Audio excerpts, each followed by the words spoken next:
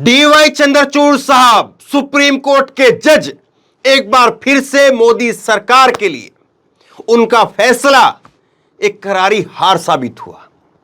दिल्ली के अंदर किसकी चलेगी, दिल्ली का बॉस कौन बनेगा, दिल्ली में किसकी साइन से किसकी पावर से ट्रांसफर पोस्टिंग होगी, फाइलें किसके पास में भेज जाएगी, ये पिछले करीब जब से सरकार बनी है, अरविंद केजरीवाल की सरकार बनी है, तब से मान करके चली स्थिति चल रही है।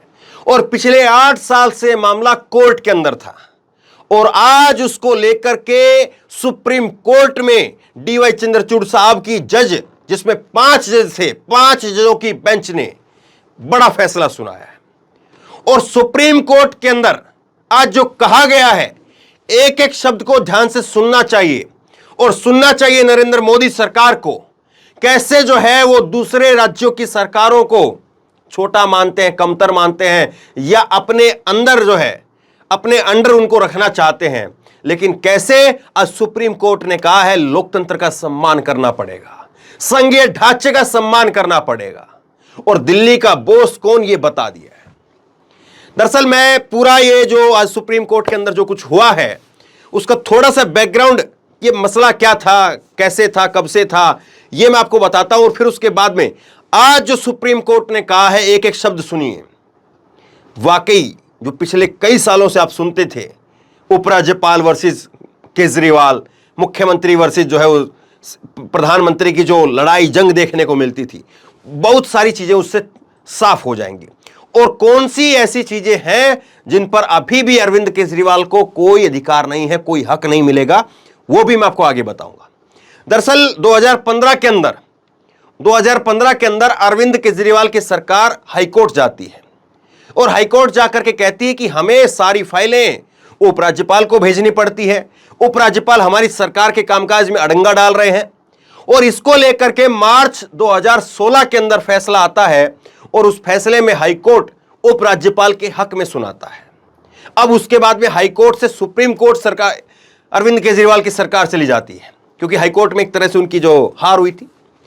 अब उसके बाद में सुप्रीम कोर्ट में जब ये गए तो सुप्रीम कोर्ट में आज 5 जजों की बेंच ने एक मत से, सभी के सभी जजों ने जो है एक ही राय, ऐसा नहीं कि कई बार फैसला होता है 3 जजों की राय जो है वो एक है, 2 की अलग है, कई बार होता है कि 4 जजों की राय एक है, 1 की अलग है, लेकिन आज 5 जजों की जो बेंच थी उन्होंने एक मत से फैसला सुनाया।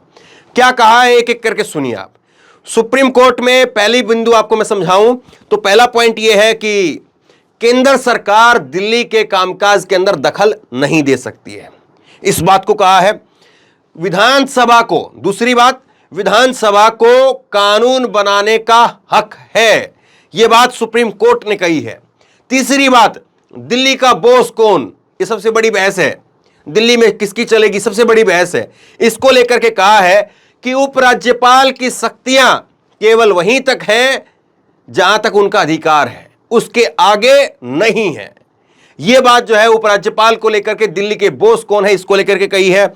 चौथी बात जो कही है कि अगर किसी अधिकारी के ऊपर नियंत्रण नहीं होगा तो सरकार का काम क्यों करेंगे।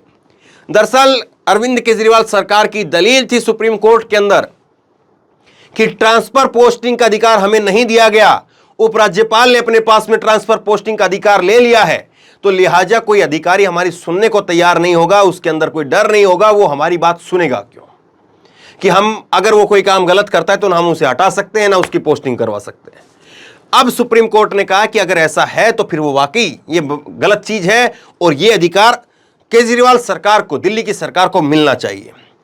अब उसके बाद 5वीं बात, आदर्श स्थिति क्या हो, यानी अरविंद केजरीवाल भी जिस चीज को फॉलो करे और उपराज्यपाल भी जिस चीज को फॉलो करें, एक अच्छी स्थिति, आइडियल स्थिति क्या हो, इस पर सुप्रीम कोर्ट ने कहा है कि दिल्ली सरकार को अधिकारियों का नियंत्रण मिलना चाहिए, आदर्श स्थिति ये रहेगी। उसके बाद में 6ठे नंबर पर एलजी सरकार की सलाह पर काम करे, सुप्रीम कोर्ट ने कहा है, यानी उपराज्यपाल जो है उस सरकार की सलाह पर काम करना चाहिए, सरकार उनको बाध्य नहीं कर सकती है। उपराज्यपाल ऊपर हैं लेकिन वो सरकार की सलाह को भी दरकिनार नहीं कर सकते हैं। मसलन सरकार कहती कि सर इस चीज को हम करना चाहते हैं, प्रोजेक्ट हम करना चाहते हैं, प्रोजेक्ट हम लाना चाहते हैं, इसमें ये अच्छा रहेगा, ये अच्छा रहेगा, सरकार अपनी तरफ से जो है कन्विंस करने का काम करे और एलजी जो है उस पर कन्विंस हो जाए और एलजी कहे कि चलिए ठीक है, अगर आप ये करना चाहते हो तो आप करिए।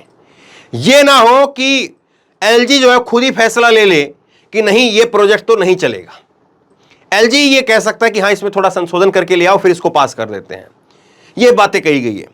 अब सातवीं बात कही है कि दिल्ली को आप दूसरे केंद्र शासित प्रदेशों जैसा मत समझिए, क्योंकि यहां पर विधानसभा मौजूद है, यहां पर मुख्यमंत्री चुना जाता है। यह बात जो है वो आज सुप्रीम कोर्ट के अंदर हुई है और अरविंद केजरीवाल की प्रतिक्रिया इस पर सामने आई है। केजरीवाल की क्या कहा है सुनिए। दिल्ली के लोगों के साथ न्याय करने के लिए माननीय सुप्रीम कोर्ट का तहे दिल से शुक्रिया। इस निर्णय से दिल्ली के विकास की गति कई गुना बढ़ेगी, जनतंत्र की जीत हुई है। आम आदमी पार्टी कह रही है कि आज दिल्ली के अंदर जनतंत्र की जीत हुई है, क्योंकि हमारे सारे फैसलों को मोदी सरकार राज्यपाल के जरिए जो है वो उपराज्यपाल के जरिए करना चाहती है। दरअसल इसका लबोलबाब ये है कि आम आदमी पार्टी का हमेशा ये आरोप रहता था कि बीजेपी जो है वो दिल्ली जीत नहीं सकती है, और जब दिल्ली जीत नहीं सकती है, दिल्ली में सरकार बना नहीं सकती है, तो वो चाहते हैं कि उपराज्यपाल के जरिए हम यहां पर अपने फैसले करवाते रहें, उपराज्यपाल के जरिए दिल्ली सरकार के काम में जो है वो डिले करवाते रहें और कहीं ना कहीं हमारा दखल जो है वो बना रहे। और इसी बात को लेकर के जो है वो पहले हाईकोर्ट गए और हाईकोर्ट से अब सुप्रीम कोर्ट गए और सुप्रीम कोर्ट ने दिल्ली सरकार के हक में फैसला दे दिया है। सुप्रीम कोर्ट के अंदर ही एक बड़ा फैसला और आना है, अभी आना है। वो फैसला आना है महाराष्ट्र को लेकर के।